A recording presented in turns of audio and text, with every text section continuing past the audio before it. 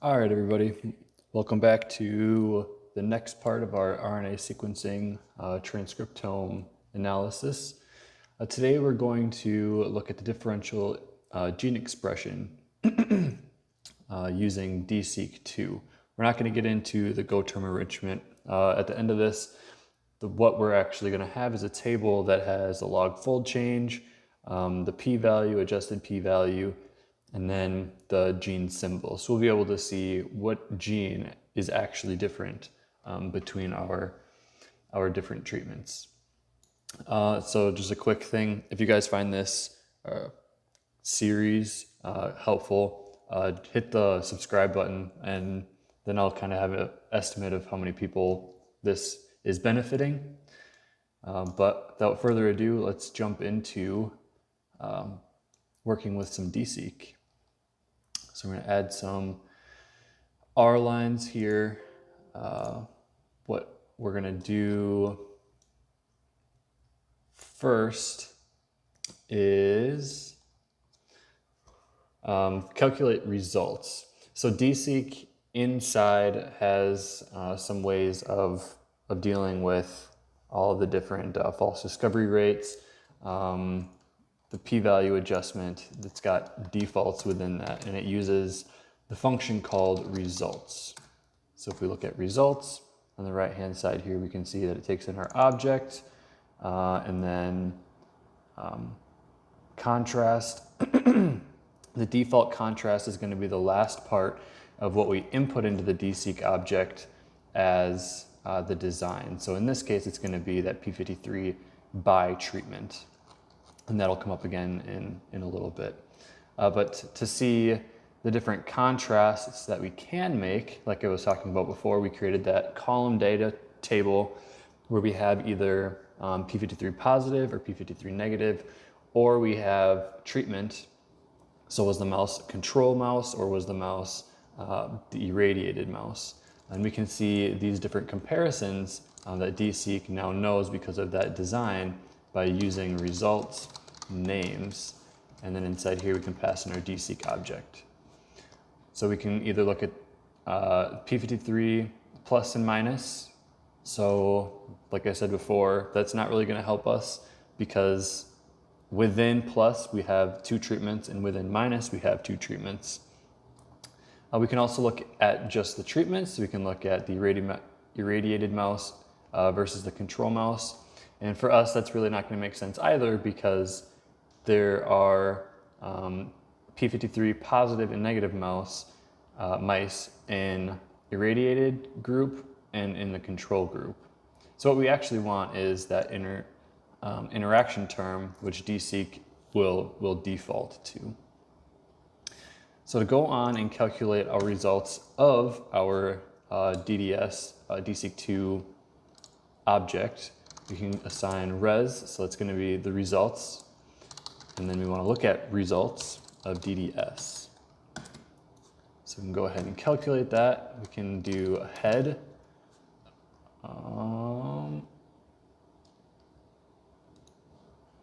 We can look at the head of DDS.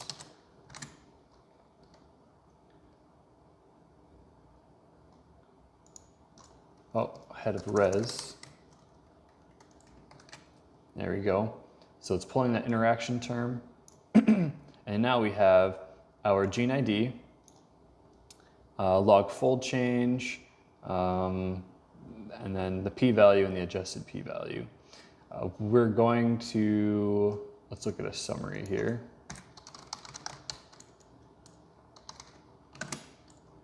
Okay, we can see that we have an adjusted p-value limit set of 0.1, and then we have a handful of genes in here. There are a lot of them that have low counts too.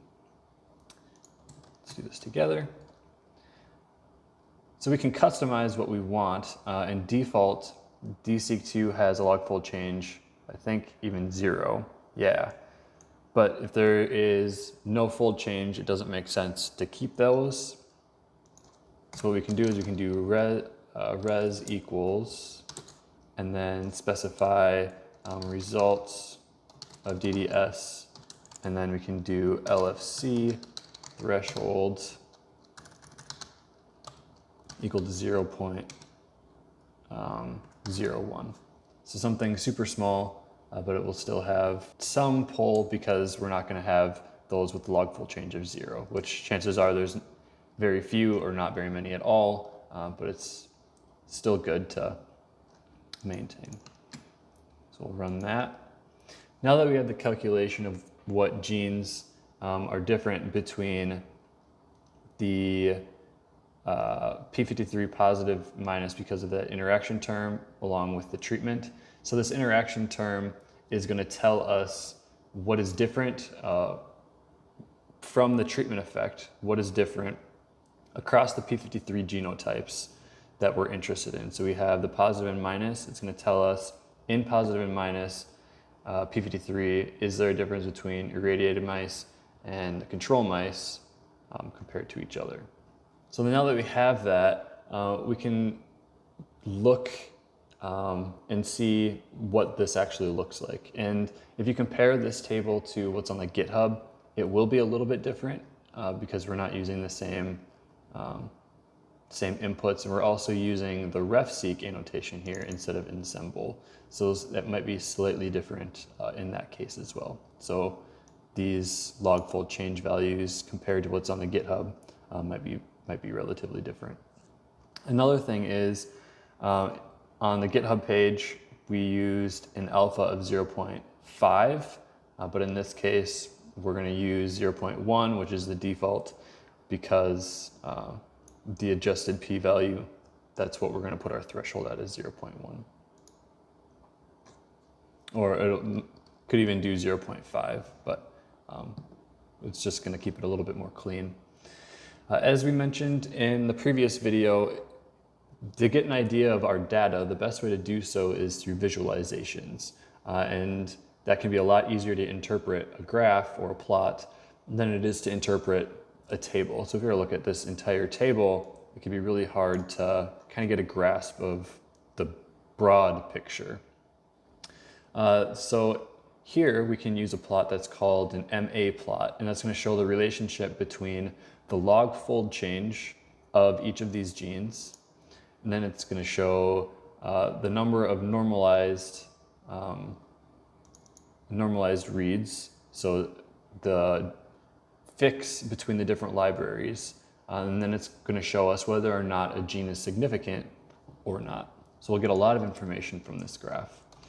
This graph is part of the DESeq2 package, so if we put in DESeq2 and then 2 colons, all the functions that are going to come up now are going to come from that DESeq2 package. And so instead of recalling that, we can just go ahead and do DESeq2. We can do plot MA, and then inside here we'll want to plot our results object, and then we can set a limit. And we can set our y limit from -5 to 5. So instead of having a really, really tall graph, we can keep it narrow, and it'll automatically add in open triangles at the bottom and the top if they're off the scale. So we run this, we get a really great plot. So if we break this down, what we're actually looking at is the genes that are significant and non-significant. So that's going to be the blue points and the gray points. The blue points are the significant genes, and the gray points are the genes that aren't significant based on that DESeq calculation. Points that are above this horizontal line are going to be those that have a positive log fold change. So in this table up here, they're going to be those in this column, the log fold change. And then those below the line have a negative fold change. So above, they're going to be up, the gene is up expressed or higher, and then the bottom, it's down regulated. Another thing is, like I had mentioned before, if we get points that up off of this plot, it just turns it into empty triangles. The x-axis is going to show the number of reads, normalized reads that a particular gene has.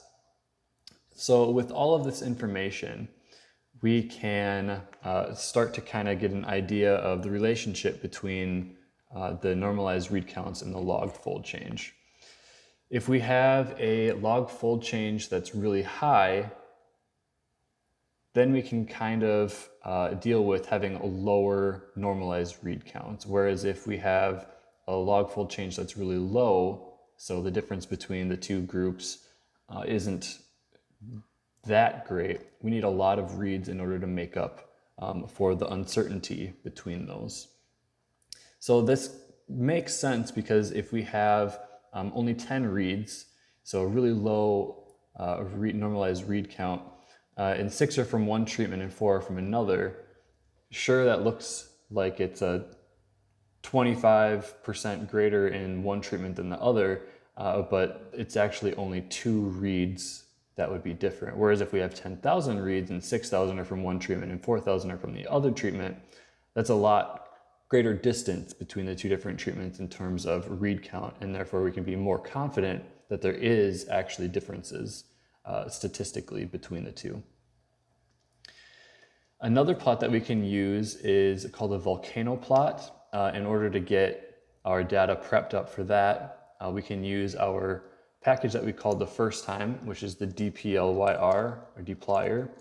Do library, and then it should already be called from up top, but just to be certain. And then we'll make another table off of the main residual plot as a data frame. So res. Awesome. So now if we run these two, we'll have our res1 table. So this is the same thing as the res table that we had before, but we're going to do some changes to this that we don't want in our main res table. The first thing is going to be what's called mutate from the dplyr package. And what mutate is going to do is it's going to add in another column based on some conditions that we provide to the mutate function. So from that, let's add a significance variable based on the adjusted p-value that we have. So if we do res1, we're going to mutate, and then we want to feed in that res1 table. So we're going to create a variable called sig. So this is going to say whether or not we have significance or not significant based on the next part that we put in.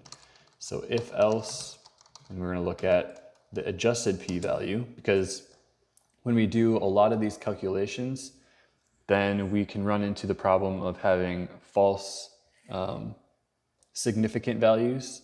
So we have to adjust them, and oftentimes they can increase a large amount and then fall out of the significance. So it's just a false positive adjustment. So we'll do res, and we're going to look at that adjusted p-value column. Go down and press tab, and we're going to look at if it's 0. And then that would be based off of what we used up here. We can do 0.1. So if else is going to look at the values in this column. If the adjusted p-value is less than 0.1, we're going to call that gene a false discovery rate of less than 0.1. If it's not less than 0.1, we're going to give it a not significant value. So if we run that and then take a look at our res1 table, we now have a significant column that is looking at our adjusted p-value. If our adjusted p-value is less than 0.1, we get this FDR is less than 0.1. Otherwise, we get a not significant. So we looked at the p-value. Another condition that we want to consider when we're looking at the differential gene expression is the fold change between the two different groups that we're looking at. And oftentimes people use a log fold change of 1 or 2. So if we have a log fold change of 1, that means one group has twice as many reads as the other group. If we have a log fold change of 2, it gets way more stringent because now we have to have 4 times as many reads in one group in order for that to be considered significant. So in this case, let's just use 1. And like I said, that means that will be one of them, because we're going to use absolute value, one of them has to have twice as many reads than the other one does. So if we do now res1, and we want to, so we're just going to look through this column. If we have a FDR of less than 0.1 that is significant, we're going to look at our log fold change. Like in this case, this is less than an absolute value of 1, so we're going to flip this to not significant. So we'll do which, and then like I said, we want to look at the absolute value because we have log fold changes that are positive or negative. And then we'll look at the res1 results log fold change, and we want it to be less than 1.0, and then if it's greater than 1.0, we'll keep it as significant, but otherwise what we're going to do is call it not significant, just like up here. So we're going to look through that significant table, or we're going to look through the res fold change, and if in the significant column it's not, or in the significant column if it is FDR of less than 0.1, but the log fold change is less than 1, we're going to convert that to not significant. So we're going to remove some more. So we go ahead and run this one, and we look back at that same value. We now have not significant because of this log fold change. So it's just a little bit more stringent than that's on the GitHub page. So now we can plot this in a similar way to this MA plot up here, but we're going to look at the log fold change in the p-values. So to do that, we'll use ggplot, which we imported before, just to be safe. And then we'll do ggplot. We want to look at our results table. And AES is going to tell ggplot in results table what do we want to look at. So we want to look at our log2 fold change. And we also want to plot the log 10 of our p-value, or adjusted p-value. So log 10 is going to be basically how many decimal places that p-value is. So if we have log 10 of 0.1, it would be 1. Oh, negative. There we go. If we have a 0 in front of this, so that 1 is going to be 2 decimal places away. So we'll be able to see on a better scale how significant some of these genes are. All right. So now we're going to give it which column we're going to look at to define colors like we did up here. So if you look at res1, we'll define the colors based on this significant column, or this sig column. So to do that, we can do geom point, and then aesthetic with color, and we want to look at that significant column. Great. And then lastly, we have to tell ggplot what colors we want to use for those values. So scale, color, and we're going to set manual colors, values, and then we're going to concatenate 2 different colors. So we have significant and non-significant. And for that, we can use red and black. So when we plot this, we're going to have our significant color, our significant genes red, and we're going to have our non-significant genes black, plotted with the log fold change along the x-axis, and our log p-value, log 10 p-value on the y-axis. Here we go.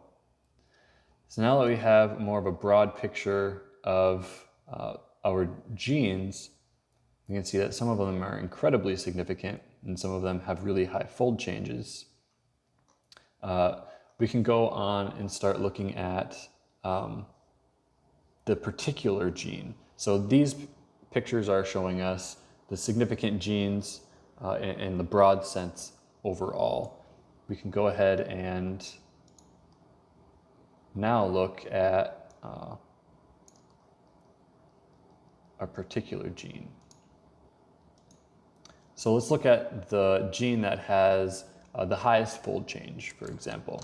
So if we do res, and we can sort res, we can sort a results table, and we'll order it by the highest fold change. And since our fold change is both positive and negative, we have to do absolute values. And we want to sort again by our log2 fold change column, and we want this to be decreasing. So we're going to sort our rows. We're going to sort our rows based on this. Because it's a row, we have to put a comma, and then all of the columns will be the same. So we're going to sort our rows based on the absolute value of our log fold change, and we want it to decrease. So the top one in this table should be the highest fold change. We go ahead and run that, and we can look at, let's see if it'll let us do it. View as data frame of res. There we go. So our highest log fold change is 12, and now that it's showing up at the top. Awesome. So now let's select that top one, and we'll call that top gene. We're just going to get the name of it. So the row names of the first one, we can do this way, or res, and then we'll select the first. So if we just print the row names of res, we should get all of them, and there's a lot. But if we just do the top gene, here it is. And that should match up with the top one that was in our res table that we printed out. So we'll store that as top gene. We can see over here, or if we print it down here, we can do top gene. Same thing that we were looking at. Now we can plot the counts. So we're going to look at the actual counts of each of our replicates in each of our treatments. We can go back to our DSeq2 object, and what gene do we want to look at? So if we go here, do question mark plot counts. Over on the right-hand side, we have what we need to put in. So we put in our DSeq2 object. We have to select our gene, and we already selected the one that has the top fold change. And then we have to put in our int group, just like we had done above for one of these plots. So this guy, we can just copy int group or retype it out. So we'll look at the combination of both P53, so plus and minus, and then treatment, control, and irradiated mouse. Let's go ahead and give that a plot. There we go. We can see that our mouse that had the P53 positive has a great difference between the control mouse and the irradiated mouse, whereas between the control and the irradiated of the P53 minus, there's not much difference. Awesome. Now we can get our actual gene name. So when we think of gene names, we don't generally think of an accession number that's tied in with our gene. We think of something like P53, TRP53, and it's just easier for us to identify a gene of interest that way. To do that, we'll pull in our packages that we downloaded the first time when we were setting up R. We need to pull in Annotation DBI. So it's going to let us convert between what we have. So these IDs are RefSeq IDs, and we want to get our gene symbol. And then we also need to pull in the package that has all of the information, how to convert between our gene ID. So our RefSeq ID and our gene symbol, and that's going to be the org.mm, so musculus. And we can run this. Awesome. Another thing that we have to take care of before we can actually start mapping or matching our RefSeq IDs to our gene symbol is we have to remove this 1 at the end. So to do that, it's pretty easy. We'll just make another column within our res object as we can call it RefSeq. You can set it equal to gsub, so we're going to substitute out that dot number, and we have to do some confusing looking stuff, but we do slash, so that's how you would start the gsub, and then we have to do another one, which is called an escape character, and then dot star. So we're going to look for dot and then anything, a number. So we have, if we go up here, we have a lot of them that are dot number, dot number, dot number. And what we're going to do once we find that dot number is we're just going to replace it with nothing. So if we don't put anything in here, it's going to find the dot number and it's going to replace it with nothing. And then what do we want to look at to look through all of the IDs and replace that? We need to look at the row names. So if you remember when we looked, or when we first set all this up, we removed, oh, this is res. We removed the gene IDs from within the table, and now they're the rows. So we have to look at row names of our results object to get that. So we'll go ahead again and we'll do head of as data frame res. And now we can see we have RefSeq over here, which is going to be the exact same as the row name minus our dot number. Now that we have that and we have our annotation DBI along with our IDs, we can go ahead and start mapping our RefSeq ID here to what would be our gene symbol. Or we can also add in our NTRES ID as well. So to do that, we'll make another column, so res $, and then if you put in a name that isn't already included in the table, it'll make a new column. So we can call this symbol for our gene symbol, and we'll want to map the IDs. So mapping IDs, we're going to give it a column to look through, and in this case, it's going to be the RefSeq column. We have to tell it what that column is, so that column is RefSeq.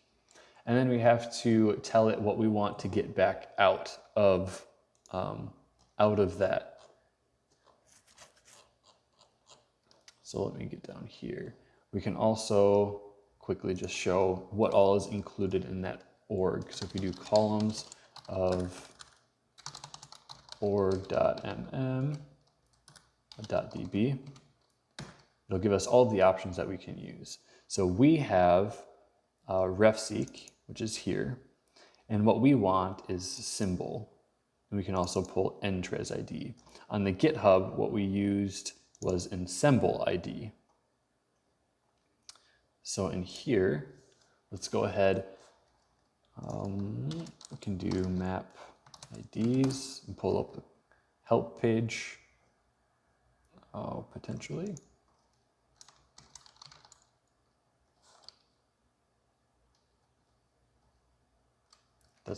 Doesn't like it.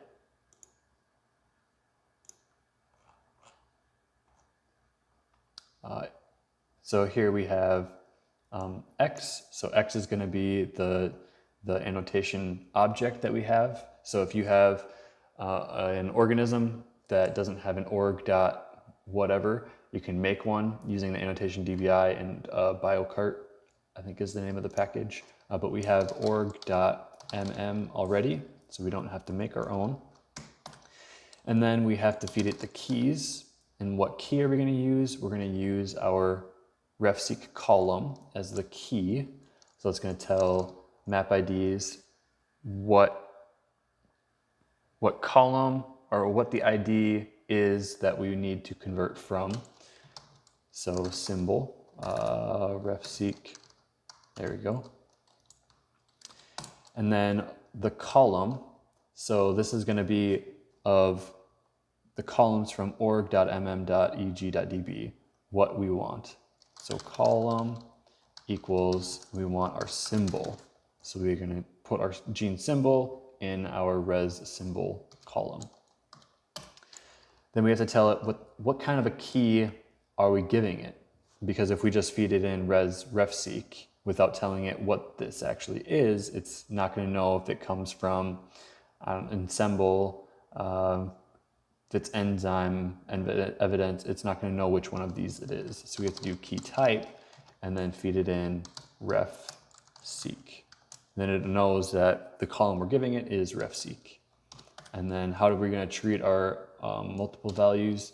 So multiple values, we'll just give it the first one that shows up.